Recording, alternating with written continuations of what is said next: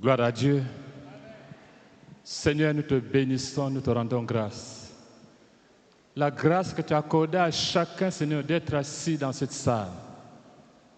Tu nous as dit au départ que tu traçais une voie dans le désert. Et ce désert, Seigneur, oh Dieu, se termine par les bras ouverts. Tu as ouvert tes bras pour recevoir tous ceux qui sont dans la solitude. Tu as ouvert tes bras pour recevoir ceux qui sont dans l'angoisse. Tu as ouvert tes bras pour tous ceux qui sont dans le désespoir. Nous prions, Seigneur, oh Dieu, que la décision qui appartient à tous ceux qui sont dans le désert, pour qu'ils voient, Seigneur, tes bras ouverts et pour qu'ils se décident à se lever pour venir vers toi. Maintenant que ta parole sera proclamée, je prie, Seigneur, oh Dieu, pour que tous ceux qui sont, Seigneur, dans le besoin, oh Seigneur, de sortir du désert, qu'ils entendent ta voix et qu'ils répondent, Seigneur, oh Dieu, à ton appel. Pour ta gloire, rien que pour ta gloire. Je prie, Seigneur, oh Dieu, pour les ministres que tu t'es choisis, que ta l'onction de Dieu descende sur les ministres de la parole, comme, Seigneur, ton onction est descendue sur les ministres de la louange. Nous te bénissons et te rendons grâce. Au nom puissant de Jésus-Christ. Amen. Amen. Je vais inviter le pasteur Patrice. On peut acclamer Jésus-Christ.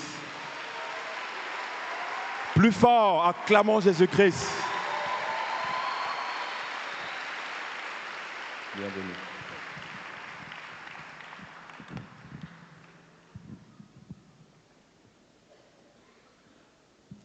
Bonjour à tout le monde. Dans le passage de l'Écriture ou de la Bible que nous allons lire ce matin, c'est dans l'Évangile de Jean, au chapitre 8, des versets 1 au verset 16. Normalement, vous avez tout ça dans le petit recueil que vous avez sur vos téléphones. Pour ceux qui veulent suivre. Mais c'est important de suivre. Parce que la Bible dit que la foi vient de ce qu'on entend. Et ce qu'on entend vient de la parole de Dieu. Donc, s'il te plaît, sois attentif pendant quelques instants et lis avec nous. Jean chapitre 5, du verset 1 au verset 16. Nous lisons la parole de l'Éternel dans le livre de Jean, chapitre 5, du verset 1 à 16. Version Louis II. Après cela, il y eut une fête des Juifs et Jésus monta à Jérusalem. Or, à Jérusalem, près de la porte des brebis, il y a une piscine qui s'appelle en hébreu Bethesda et qui a 5 portiques. Sous ces portiques étaient couchés en grand nombre des malades, des aveugles, des boiteux, des paralytiques qui attendaient le mouvement de l'eau. Car un ange descendait de temps en temps dans la piscine et agitait l'eau, et celui qui y descendait le premier, après que l'eau avait été agitée, était guéri, quelle que soit sa maladie. Là se trouvait un homme malade depuis 38 ans. Jésus, l'ayant vu coucher, et sachant qu'il était malade depuis longtemps, lui dit, « Veux-tu être guéri ?» Le malade lui répondit, « Seigneur, je n'ai personne pour me jeter dans la piscine quand l'eau est agitée. Et pendant que j'y vais, un autre descend avant moi. Lève-toi, lui dit Jésus, prends ton lit et marche. » Aussitôt, cet homme fut guéri, il prit son lit et marcha. C'était un jour de sabbat. Les Juifs dirent donc à celui qui avait été guéri, « C'est le sabbat, il ne t'est pas permis d'emporter ton lit. » Il leur répondit, « Celui qui m'a guéri m'a dit, prends ton lit et marche. » Ils lui demandèrent, « Qui est l'homme qui t'a dit, prends ton lit et marche? Mais celui qui avait été guéri ne savait pas qui c'était, car Jésus avait disparu de la foule qui était en ce lieu. Depuis, Jésus le trouva dans le temple et lui dit, voici, tu as été guéri, ne pêche plus, de peur qu'il ne t'arrive quelque chose de pire. Cet homme s'en alla et annonça aux Juifs que c'était Jésus qui l'avait guéri. C'est pourquoi les Juifs poursuivaient Jésus parce qu'il faisait ces choses le jour du sabbat. Amen. Donc dans ce passage, c'est une histoire qui s'est produite à Jérusalem. Et la Bible nous dit dans l'histoire qu'il y avait une piscine qui était différente des autres piscines que nous connaissons.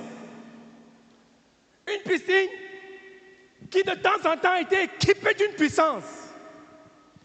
Et la puissance, et l'eau de cette piscine était équipée d'une puissance à des moments spécifiques.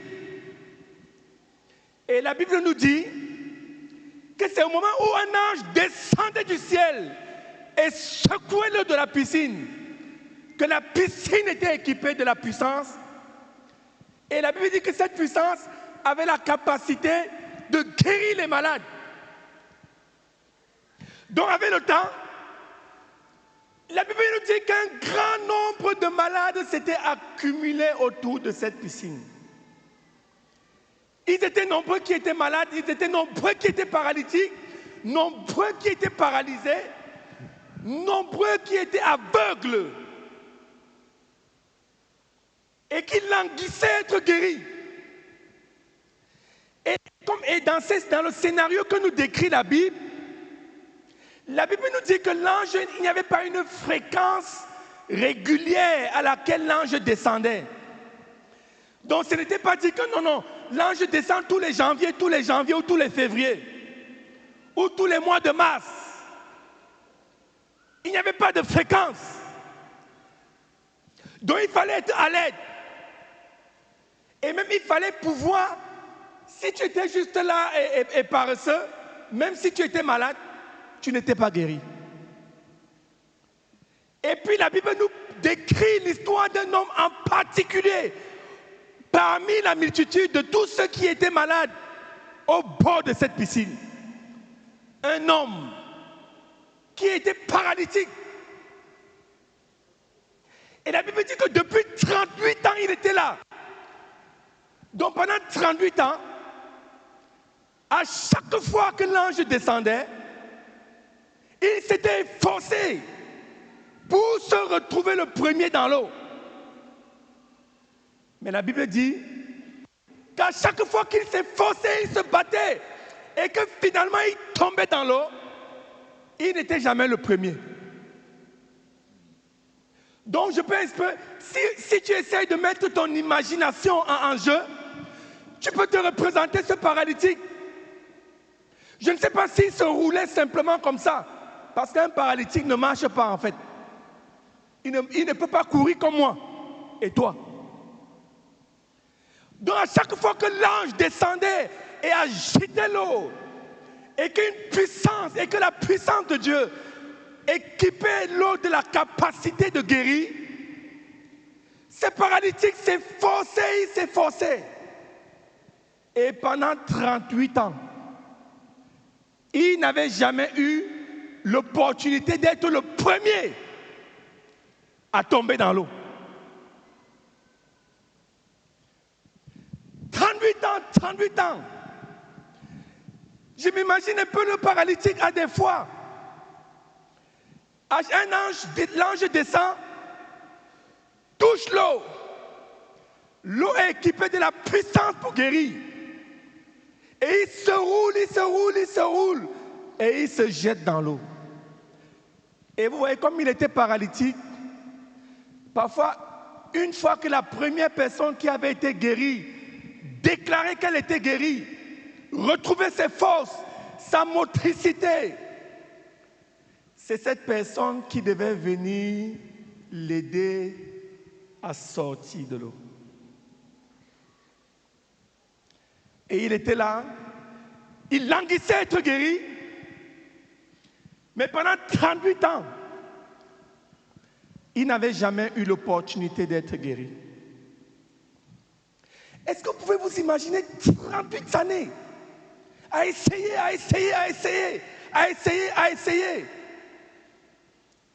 Et vous voyez, la Bible dit que le nombre d'années avait même affecté cet homme, parce qu'il dit à Jésus, il a commencé à se plaindre. Il a dit à Jésus que chaque fois qu'un ange descend, agite l'eau, il dit non seulement je ne suis pas le premier, mais il dit à Jésus que personne ne m'aide. Une triste histoire. Mais ce matin, nous voulons te dire que l'histoire de ce paralytique que la Bible décrit au bord de cette piscine, c'est l'histoire de chacun d'entre nous. L'histoire de ce paralytique que la Bible décrit au bord de cette piscine. Oui, c'est ton histoire, toi qui as été invité ce matin. Parce que, ouais, la Bible dit que plus tard, quand Jésus l'a rencontré, Jésus lui a dit que va, ne pêche plus. La première chose pour laquelle nous affirmons que l'histoire de ce paralytique, c'est ton histoire, c'est parce que la Bible le présente comme étant un pécheur. Il avait péché contre Dieu. Et de la même façon qu'un pécheur est lié, esclave de son péché, cet homme était paralysé. Vous voyez, la Bible dit au sujet du péché que tous ceux qui ont décidé de laisser leur vie entre les mains de Satan, la Bible dit que Satan, c'est un voleur. Et que le voleur ne vient que pour égorger, pour détruire, pour dérober, pour détruire. Oui, tous ceux qui ont décidé de laisser leur vie entre les mains de Satan, la Bible nous dit que Satan se rassure que chaque pécheur est un esclave. Satan se rassure, oui, que chaque personne, chaque jeune homme, chaque jeune fille qui a décidé de lui laisser sa vie entre ses mains, Satan fait de toi un esclave.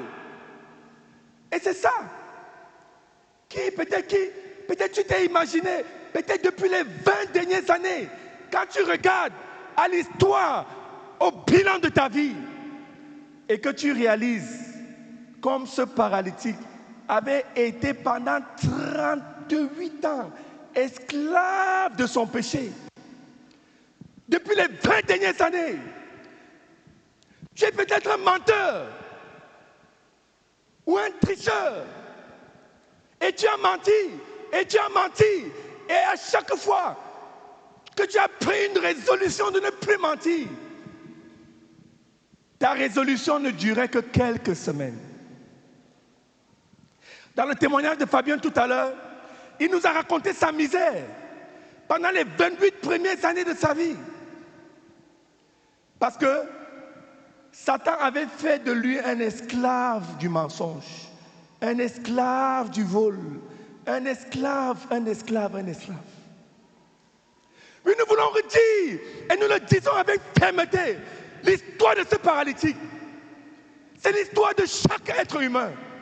Parce que la première chose, quand Adam a péché, la Bible dit qu'il y a un vide que Dieu a créé dans le cœur de chaque être humain. C'est un vide placé par Dieu. Peut-être tu te dis, cet homme était paralysé des jambes. Mais moi je suis paralysé de quoi? Oui, la première paralysie avec laquelle le diable a enchaîné chaque être humain, c'est la paralysie du péché. et qui est matérialisé principalement par un vide que chaque humain a, que chaque être humain a.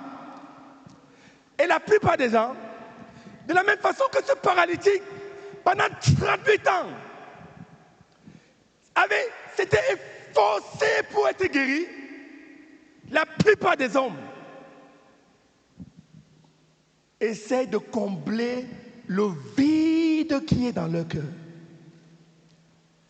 Oui, la plupart des jeunes se livrent à l'alcool. Ils boivent, ils boivent, ils boivent, ils boivent, ils boivent. Ils sont esclaves de l'alcool. D'autres, ils essaient de combler ce vide avec l'alcool. D'autres sont esclaves de la cigarette ou esclaves de la drogue. Mais la Bible dit que toutes les œuvres par lesquelles le diable tient les hommes captifs et toutes les œuvres à travers lesquelles les hommes essaient de combler le vide de la paralysie du péché dans leur cœur, que ces œuvres sont manifestes.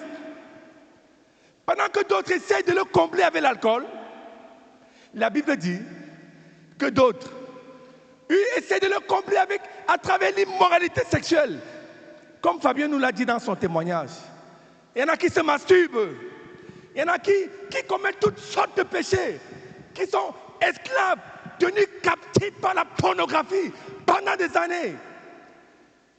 Mais nous allons lire dans Galates chapitre 5, où la Bible nous décrit que les œuvres, les manifestations de la paralysie du péché dans le cœur d'un homme sont manifestes, sont évidentes. Et si tu es là ce matin, et tu ne sais pas que tu es un paralytique, et tu ne sais pas que tu es paralysé par que tu es tenu depuis ton enfance, depuis ta naissance, tenu par la paralysie du péché, à travers le vide qui est dans ton cœur, et que tu as essayé de combler de toute manière possible, avec toutes sortes de choses possibles, et qu'aucune de ces choses n'a pu combler ce vide. Notre frère va lire pour nous, dans Galates chapitre 5, verset 19, et dans 1 Corinthiens chapitre 6. Et je veux que tu lises, je veux que pendant qu'il lise, que tu écoutes Dieu te parler. Nous lisons la parole de l'Éternel dans le livre de Galates chapitre 5, versets 19 à 21. Or, les œuvres de la chair sont manifestes. Ce sont la débauche, l'impureté, le dérèglement, l'idolâtrie, la magie, les rivalités, les querelles, la jalousie, les animosités, les disputes, les divisions, les sectes, l'envie, l'ivrognerie, les excès de table et les choses semblables.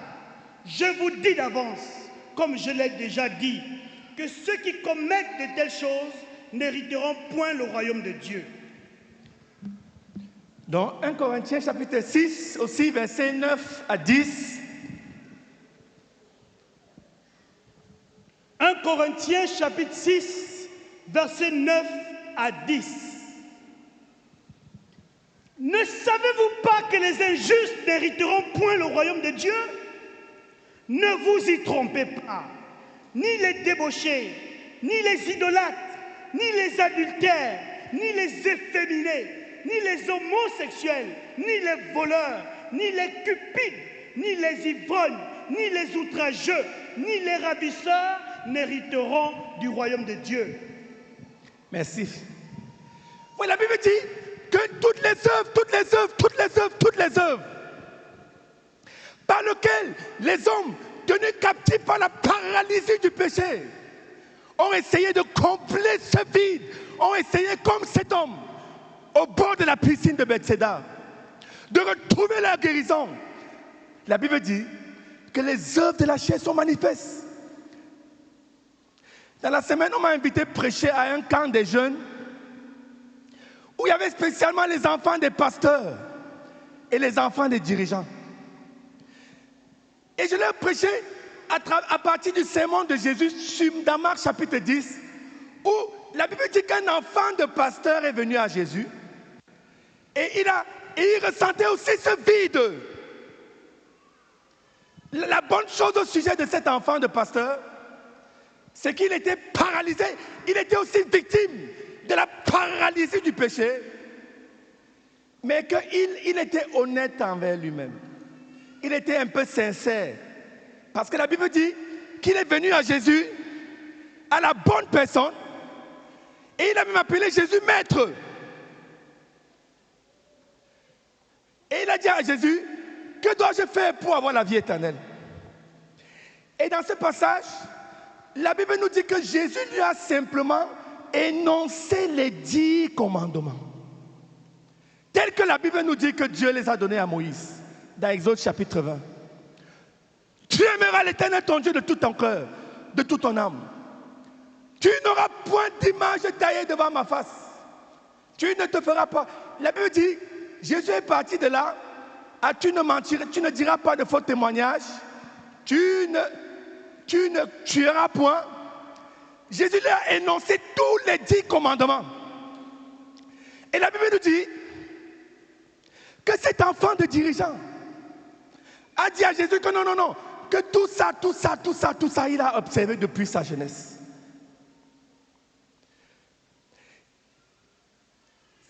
Un enfant de dirigeant, pécheur aussi, esclave de la paralysie du ton péché. Mais la Bible nous dit que cet enfant de dirigeant était séduit. Il avait les versets, les commandements dans sa tête. Et il pensait que Jésus lui a demandé de les réciter. Parce que dès que Jésus dit premier commandement, il dit c'est bon. Deuxième commandement, il dit c'est bon. Troisième commandement, il dit c'est bon. Mais la Bible nous dit, Jésus a maintenant procédé de la façon dont le ciel procède pour savoir qu'un homme est libre de la paralysie du péché. C'est-à-dire qu'il observe véritablement les 10 commandements. Et Jésus l'a... Et sur le premier commandement, il a échoué. Parce que cet homme avait l'argent pour Dieu, mais était aveugle. Il était paralysé par l'amour de l'argent. Mais dans sa tête, parce qu'il récitait les commandements, il a dit à Jésus, j'ai observé ça. Jésus dit deuxième commandement, il dit j'ai observé. Troisième, j'ai observé. Écoute, peut-être tu as grandi à l'église. Peut-être depuis ton enfance, tu as été à l'église. Tu as chanté à la chorale. Tu connais tous les commandements comme ce jeune homme. Et quand on parle de la paralysie du péché, tu te dis, ça concerne les autres. Mais laisse-moi te dire, il y a l'évaluation de Dieu. Et la Bible dit, l'évaluation de Dieu sur le fait qu'un homme est pécheur, perdu, n'est pas celle des hommes. La Bible dit que Dieu regarde au cœur. Dieu regarde au cœur. L'homme regarde à ce qui frappe les yeux. Peut-être tu es là. Et quand on prêche l'évangile, tu te dis, ah moi je suis baptisé. Ah quand j'étais petit, on m'a baptisé, on m'a confirmé. J'étais un choriste à l'église tous les dimanches. Oui, ce jeune homme était paralysé. Et Jésus n'a même pas continué son examination.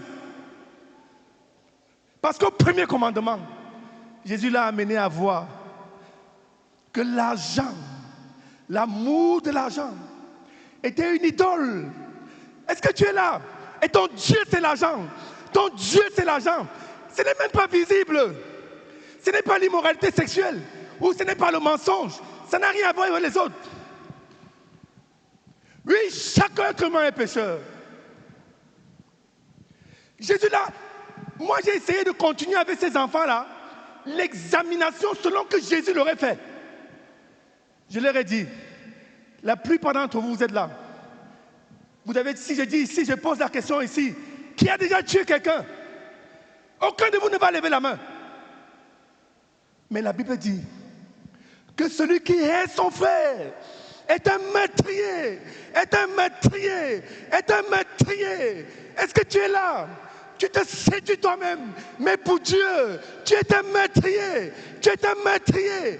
Parce qu'il y a des gens, que tu hais dans ton cœur. Parce qu'il y a des gens à qui tu souhaites du mal.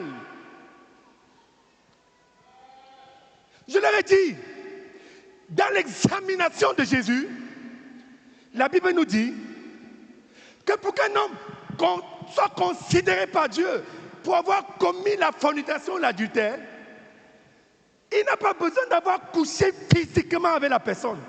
Que Jésus enseigne que si un jeune homme a déjà regardé une jeune fille seulement avec ses yeux, avec convoitise dans son cœur, il n'a jamais eu le courage de l'approcher. La Bible dit, oh, c'est un pécheur, c'est un fornicateur, c'est un fornicateur, c'est un adultère. Les hommes, à cause du fait que il y a un syndrome, quand les gens écoutent l'évangile, il y a le syndrome de la séduction personnelle. Ceux qui ont un background religieux, ceux qui ont eu des parents chrétiens, dans l'enfance on les a baptisés, dans l'enfance étant jeunes on les a confirmés. Ils ne sont pas comme les autres pécheurs dont ils pointent le doigt. Ceux qui n'allaient jamais à l'église, eux ils ont toujours été à l'église. Oui, mais le Seigneur Jésus-Christ a démontré à ce jeune homme qu'il était perdu.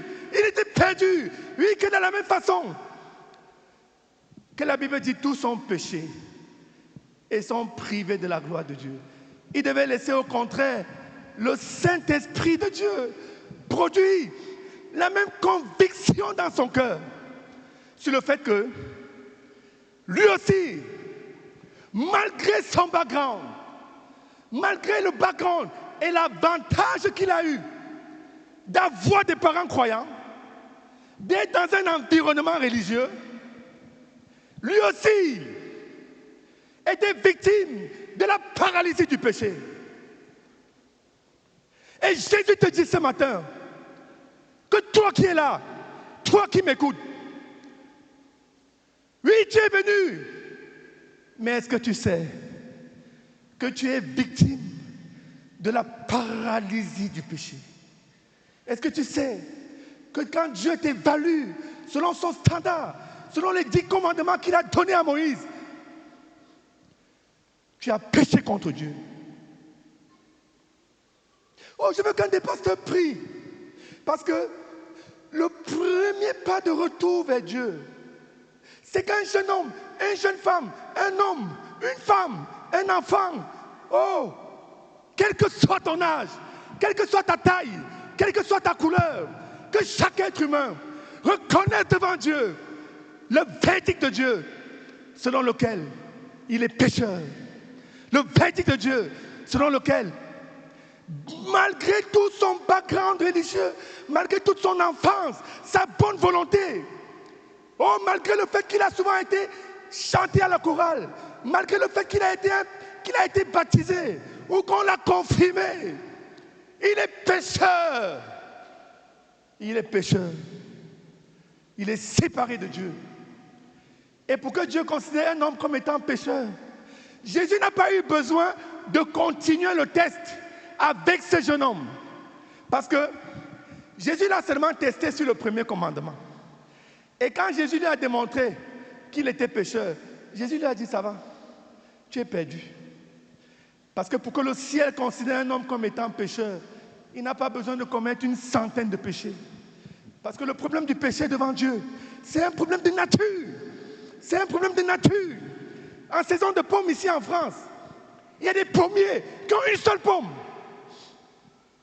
Il y a des pommiers qui ont des dizaines de pommes. Des pommiers qui ont des centaines de pommes. Des pommiers qui ont 1000 et même 10 000. Mais si on donne une instruction de détruire tous les pommiers, le pommier qui a une pomme sera détruit. Le pommier qui a 10, celui qui a en centaines sera détruit. Celui qui a en milliers sera détruit. Celui qui en a en dizaines de milliers sera détruit.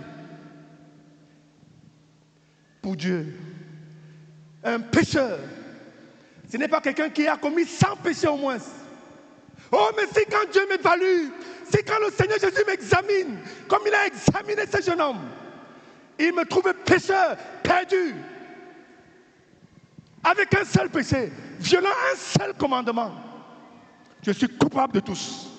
En enfer, comme on va le voir tout à l'heure, sera tous ceux qui ont des centaines de péchés, tous ceux qui ont des milliers de péchés. Oh, quand des pasteurs prient pour que le Saint-Esprit produise cette œuvre de conviction dans les cœurs, parce que c'est le premier pas pour revenir à Dieu. C'est le premier pas pour que l'œuvre de Dieu, à travers le Saint-Esprit, soit cristallisée dans le cœur d'un homme. Vous voyez, Jésus n'est pas allé plus loin avec ce jeune homme.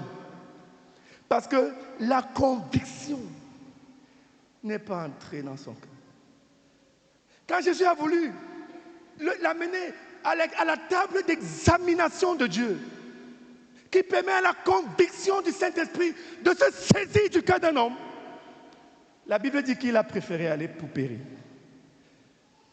Mais ce matin, alléluia, un pasteur va prier pour toi, pour que tu ne fasses pas comme ce jeune homme, pour que tu laisses la lumière de Dieu jaillir dans ton cœur, éclairer ta vie, produire la conviction qui est nécessaire pour que la vie de Dieu se produise. Notre Père, tu as choisi de parler à tes enfants et tu as libéré ta parole comme une épée puissante qui entre dans nos cœurs pour séparer moi les jointures, afin que personne, devant ton diagnostic et ton verdict, ne se séduise. Nous accueillons ta parole dans nos cœurs et nous reconnaissons que tu nous as invités dans ta présence parce que tu veux nous faire du bien. Tu veux un nouveau jour. Tu veux faire quelque chose de nouveau. Tu veux nous transformer. Nous acceptons, Seigneur.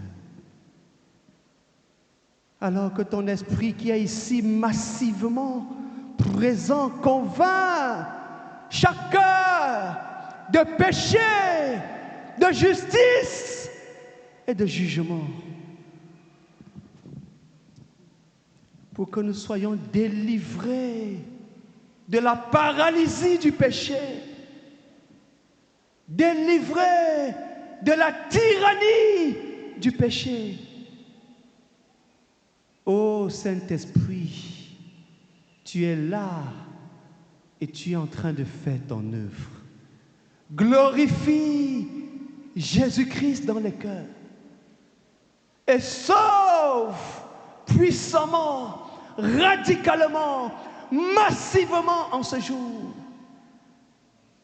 Donne de nouveaux cœurs, produis de nouvelles personnes, de manière authentique et radicale. Au nom de Jésus, Amen. Amen. Dans le passage que nous avons lu, la Bible nous donne une autre version, une autre information importante, critique, que chaque personne doit connaître. La Bible nous dit, peut-être tu t'interroges, et je suis paralysé du péché, et puis quoi? Oui, tu es paralysé du péché. Mais quel est le problème? Le problème, c'est que la Bible dit que tous ceux qui sont paralysés du péché, tous ceux qui souffrent de la paralysie du péché depuis 5 ans, certains depuis 10 ans, d'autres depuis 20 ans, d'autres depuis 30 ans, d'autres depuis 40 ans. La Bible dit qu'il y a un problème.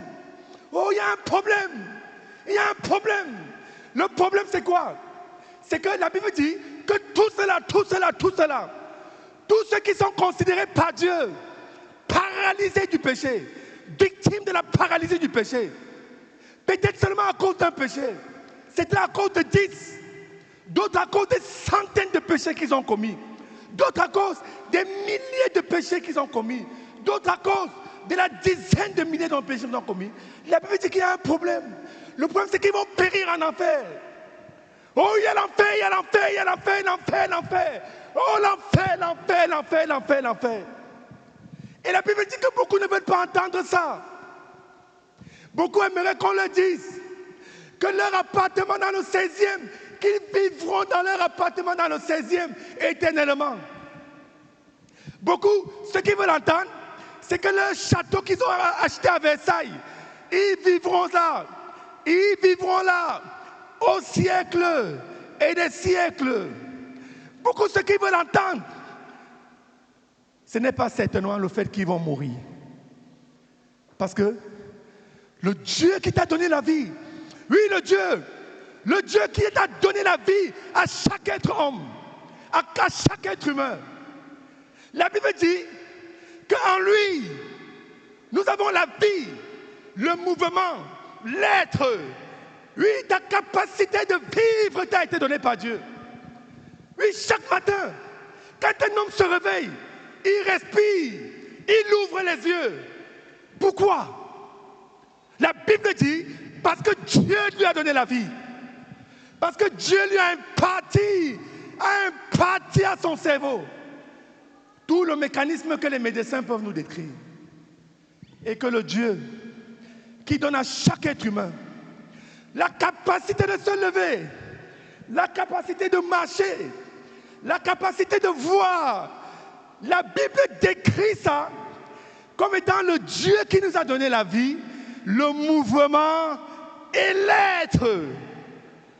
Oui, que ce Dieu-là a fixé un jour où il jugera le monde. Oui, que ce Dieu-là a aussi fixé un jour où il jugera les hommes. Et la Bible dit ce jour-là sera un jour terrible. Parce que tous ceux qui n'auront pas trouvé leur nom, trouvé écrit dans le livre de vie, oh, vont périr en enfer. Oh, l'enfer éternel, l'enfer éternel, l'enfer éternel. Oui, beaucoup de gens n'aiment pas qu'on en parle. Écoutez, est-ce que tu sais qu'après une seule journée en enfer, les hommes auront oublié la somme totale de tout le plaisir que leur avait apporté le péché? C'est très triste d'aller en enfer. Est-ce que tu sais, oui, qu'après seulement la première journée, tu n'auras pas besoin de passer un mois en enfer pour commencer à regretter. La Bible dit que l'enfer, c'est un lieu de cris et de grincement dedans. Un lieu où tout le monde regrette. Tout le monde se dit, oh, si ce jour-là, oh, si j'avais su, oh, si j'avais eu l'opportunité, oh, si, un lieu de cris, de grincement des dents. Les gens me regretteront. Voilà pourquoi la paralysie de ton péché est importante. Voilà pourquoi c'est critique. Oh, c'est important pour Dieu. Que tu le saches.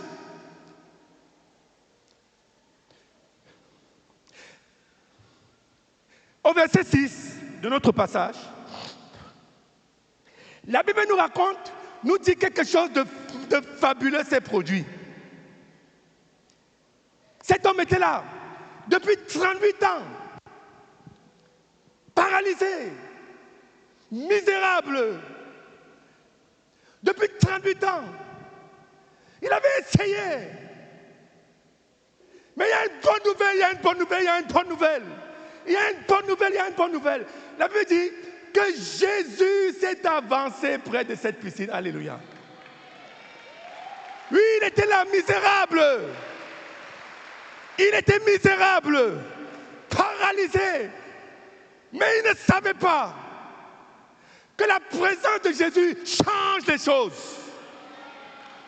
Il ne savait pas que quand Jésus-Christ est là, les choses changent. Oui, je veux que tu répètes après moi. Parce que ce matin, Jésus est au milieu de nous. Le même Jésus qui s'est approché de cette piscine est avec nous ce matin. Oui, je veux qu'on se lève tous, tout le monde debout et qu'on dise ensemble, quand Jésus-Christ est là, les choses changent. Oui, quand Jésus-Christ est là, les choses changent. Les choses changent. Applaudissons pour Jésus-Christ. Exaltons sa présence. Oh, proclamons, acclame. Il est là. Il est avec nous ce matin. Asseyons-nous. La Bible dit que Dieu siège au milieu de la louange de son peuple. Oh, quand Jésus-Christ est là. La Bible dit, Jésus s'est approché de ce malade. Il ayant vu, la première information que la Bible nous donne, c'est que Jésus, sachant qu'il était là,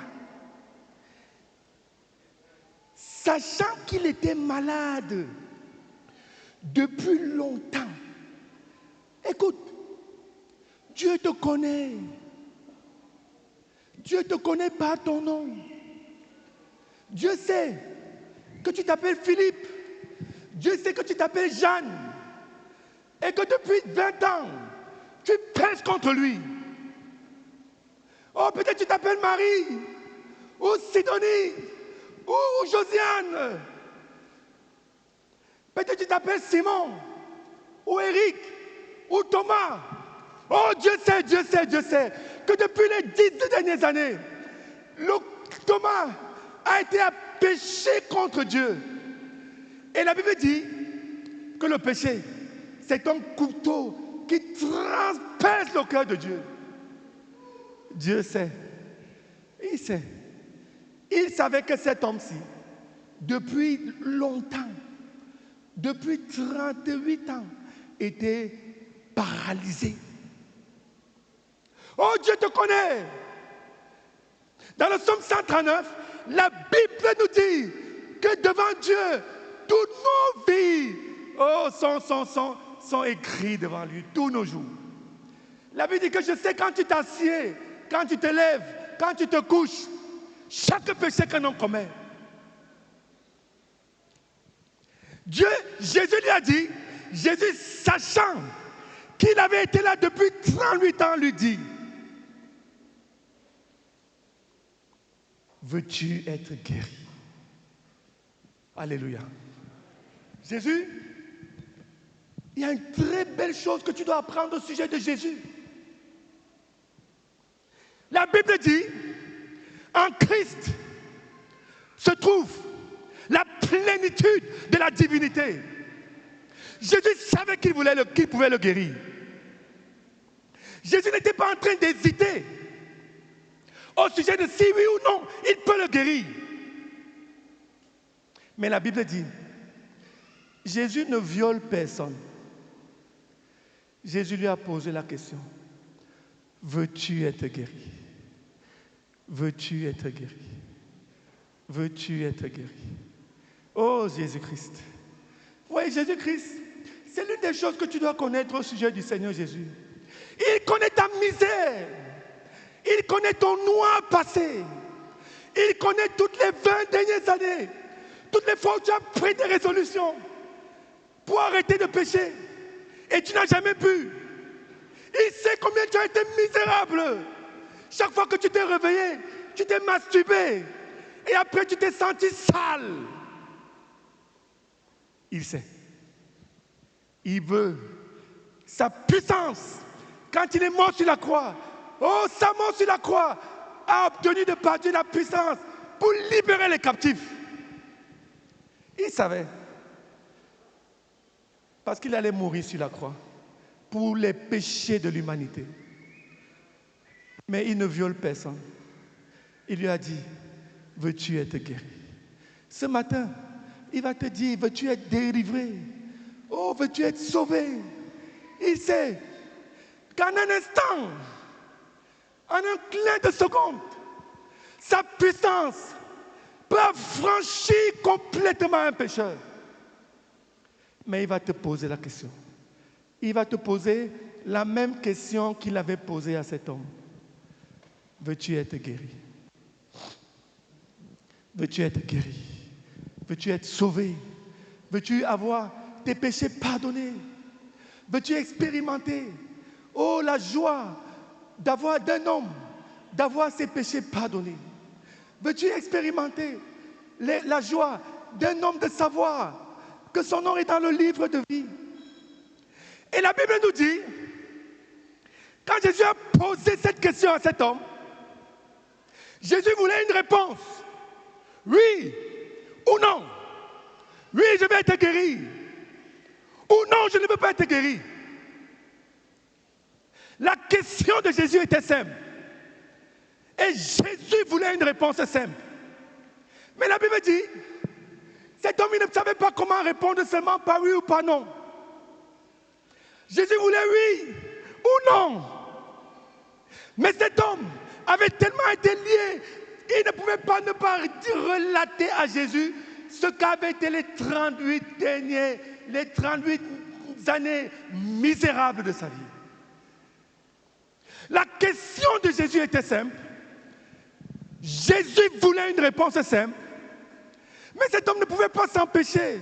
Il a dit à Jésus, oh Jésus, depuis 38 ans, oh depuis 38 ans, je m'efforce,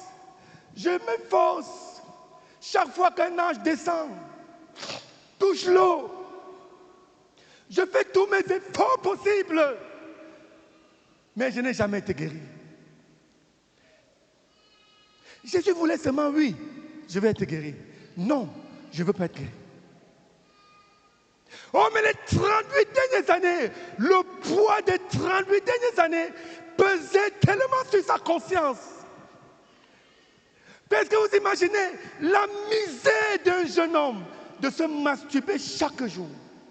Chaque jour, chaque jour, chaque jour. Parfois c'est un jour et nuit, matin, soir, matin, soir. On a un frère, il a reçu Jésus. Avant ça, il enseignait dans un établissement.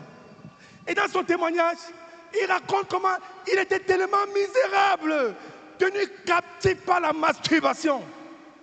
Il finissait d'enseigner un cours. Il allait se cacher pour se masturber. Misérable. Misérable. Est-ce que vous pouvez imaginer la lourdeur, la laideur, de combien la pornographie a détruit la jeunesse en ce moment? La pornographie sur les téléphones. Pourquoi les gens le font en cachette? Ils sont sales. Ils sont sales. Ils sont misérables. Oh, pendant 38 ans. Jésus voulait simplement, oui, je veux être guéri. Ou non. Oui, je vais être guéri. Cet homme avait été misérable pendant 38 ans. Au verset 8, il dit, Seigneur, je n'ai personne, verset 7, pour me jeter dans la piscine quand l'eau est agitée. Et pourtant j'y vais. Et pendant que j'y vais, un autre descend avant moi. Jésus lui dit, lève-toi, lui dit Jésus. Prends ton lit et marche. Oh!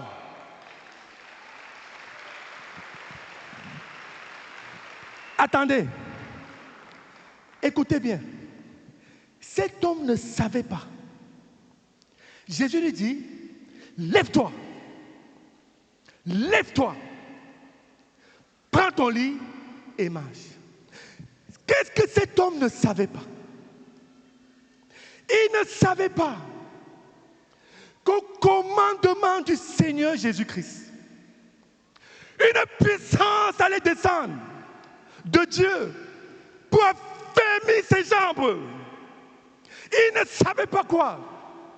Il ne savait pas que parce que Jésus allait mourir sur la croix, que son sang allait être versé, que son corps allait être brisé. La Bible dit que Jésus avait acquis de par Dieu la puissance pour affranchir un homme, quels que soient ses péchés. Acclamons pour Jésus-Christ. Il ne savait pas. Jésus-Christ. Il ne savait pas. Viens lire pour nous. Écoute ce que la Bible dit. Si Jésus te dit aujourd'hui, veux-tu être sauvé? Et que tu lui dises simplement, comme cet homme, je veux Seigneur. Il ne savait pas. Cet homme, paralysé depuis 38 années, ne savait pas qu'en un instant, en un clin de seconde, la puissance de Dieu allait être à l'œuvre. Et la Bible te dit ce matin, dans Ésaïe chapitre 1, verset 18, écoute ce que tu dois savoir au sujet de ce que Dieu, à travers la mort et la résurrection de Jésus, de ce que le sang de Jésus qui a été versé pour toi va produire ce matin, en une seconde, en un clin de seconde. Si quand Jésus te dit, veux-tu être sauvé? Ésaïe chapitre 1, verset 18. Et tu vas aussi lire Ézéchiel chapitre 36, verset 25 à 27. Ésaïe chapitre 1, le verset 18. Venez et plaidons, dit l'Éternel. Si vos péchés sont comme le cramoisi, ils deviendront blancs comme la neige. S'ils sont rouges comme la pourpre, ils deviendront comme la laine. Ézéchiel 36, versets 25 à 27. S'il te plaît, sois attentif, parce que nous sommes au cœur de ce pourquoi nous t'avons invité. Nous ne t'avons pas invité ici pour te condamner. Nous ne t'avons pas invité pour te ridiculiser. Nous t'avons invité pour te dire que l'amour de Dieu dépasse son jugement.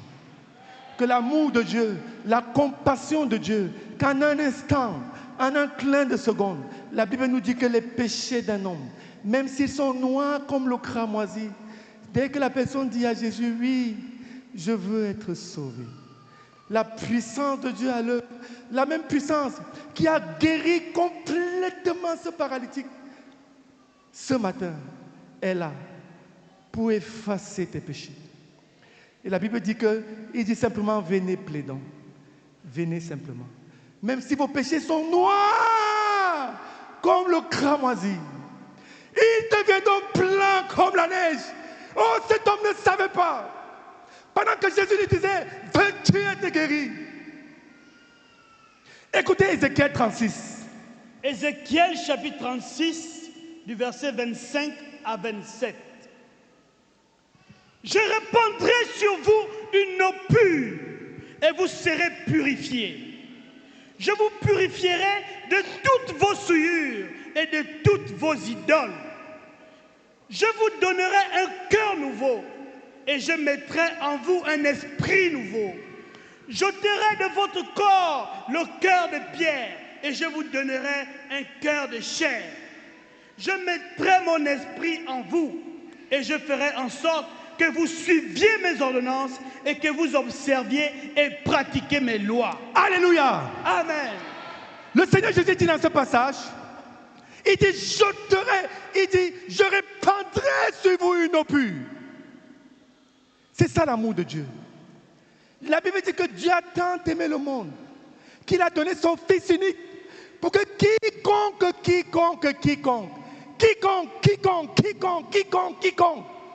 croise en lui ne périsse pas. Oh, mais qu'il ait la vie éternelle. Jésus-Christ te dit ce matin, tu as péché, c'est vrai. Tu es esclave, c'est vrai. Tu as été paralysé depuis 5 ans, 10 ans, 20 ans, 30 ans, 40 ans, c'est vrai. Tu risques de périr en enfer comme méritant le salaire de tes péchés. Mais il te dit qu'il t'aime. Il dit, je t'aime. Et je suis venu, je suis mort à la croix pour que si aujourd'hui, si ce matin, il dit si pendant que tu entends sa voix, que tu n'endurcisses pas ton cœur. Il avait posé la question à ce jeune homme. Veux-tu être guéri? Ce jeune homme ne savait pas qu'en un instant, en un clin de seconde, la puissance de Dieu allait affermir ses jambes. Dès qu'il a dit à Jésus, je veux être guéri, Jésus lui a dit, lève-toi. Et la Bible dit, oh, la puissance de Dieu a accompli son œuvre dans sa vie. Ses jambes, il n'avait pas marché depuis 38 ans. En un instant, la même puissance de Dieu est là ce matin. Et Jésus te demande, veux-tu être sauvé? Veux-tu être sauvé? Jésus savait que cet homme était malade. Il ne lui a pas imposé sa guérison. Il lui a dit, veux-tu être sauvé? Écoute, nous allons te donner l'opportunité.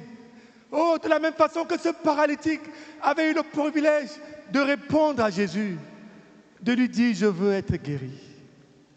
Là où tu te trouves, si tu veux être sauvé, si tu veux que Jésus-Christ, qui est le même, hier, aujourd'hui, éternellement, si tu veux que Jésus-Christ, qui a étendu sa main pour guérir cet homme, si tu veux ce matin qu'il pardonne tes péchés, lève ta main où tu es assis.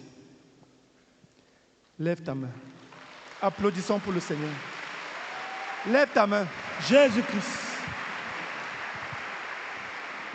Écoute, c'est un grand jour, c'est un beau jour. Nous devons célébrer ça.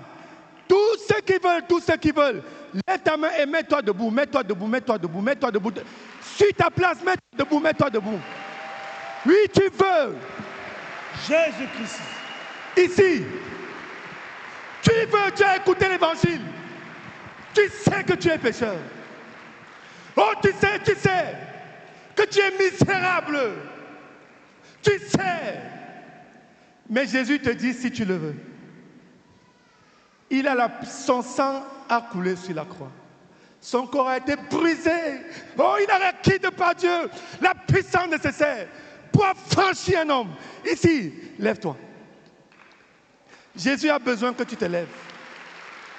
Jésus dit, il avait besoin que cet homme se lève. Il avait besoin que cet homme se lève. Lève-toi debout. Mets-toi debout. Lève-toi. Mettez-vous mieux, monsieur. Applaudissons pour le Seigneur. Ce matin, nous sommes ici pour célébrer la victoire de Jésus, son triomphe. Oui, si tu es ici de ce côté, Jésus a besoin que tu te lèves. Il te dit, ce n'est pas peux-tu être guéri. Ce n'est pas peux-tu te sauver toi-même. C'est veux-tu. Parce que un homme a simplement besoin de dire, je le veux, Seigneur. Et oh, il ne savait pas que la puissance venait d'en haut. La puissance pour affranchir un homme, pour libérer un homme de l'emprise des chaînes du péché, vient de Dieu. Il ne savait pas. Lève ta main. Lève-toi. Alléluia. Applaudissons pour le Seigneur. Ici, Jésus a besoin que tu te lèves. La Bible dit, si le Fils de Dieu vous affranchit, vous serez réellement libre. Le Fils de Dieu peut t'affranchir. Cet homme n'avait pas regardé aux 38 dernières années où il avait essayé. Quand on est jeune, on se donne à Jésus. Allez, levez-vous. Lève-toi. Jésus-Christ. Quand on est jeune, on donne son cœur à Jésus quand on est jeune. Oui, ici, là. Jésus-Christ. Tu te dis peut-être, comment il a fait ça? Comment il a pu faire ça? Oh, sa puissance peut guérir. Il dit, j'ôterai de votre cœur le cœur de pierre. Jésus vient ôter le cœur avec lequel tu as fait toutes tes tentatives de te libérer de la masturbation. Il dit, j'ôte ça. Toi, tu essayes avec ça. Jésus dit, j'ôterai ça. Il dit, je vous donnerai un cœur nouveau. En un instant, en un clin de seconde. Lève-toi. Il a besoin que tu lui dises, je le veux. Ici. Oh, lève-toi. Il t'attend. Il t'attend. Il veut le faire. Il va le faire. Oh, sa puissance sera à l'œuvre pour te libérer, pour t'affranchir complètement, totalement, radicalement.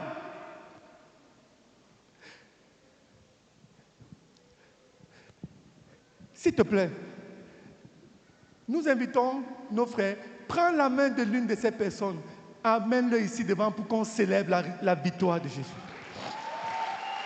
Venez tous devant. Jésus-Christ. Si tu es ton voisin, lève-toi, accompagne-le. Si tu es près de lui, lève-toi, accompagne-le. Ne lui montre pas le chemin, frère. Dis-lui, viens. Oh, viens avec lui. Applaudissons pour Jésus-Christ. Jésus-Christ. La puissance de Dieu est à l'œuvre. Jésus-Christ. Cet homme ne savait pas qu'en un instant, en un clin de seconde, la puissance de Dieu à l'œuvre allait la franchir, allait le délivrer complètement, allait produire en lui un cœur nouveau, un esprit nouveau. La puissance de Dieu, la puissance du Saint-Esprit, la puissance de Dieu qui est la véritable. Jésus-Christ. Jésus-Christ. Lève-toi et viens. Lève-toi avec les autres, viens. Lève-toi et viens. Jésus-Christ est là, il t'attend.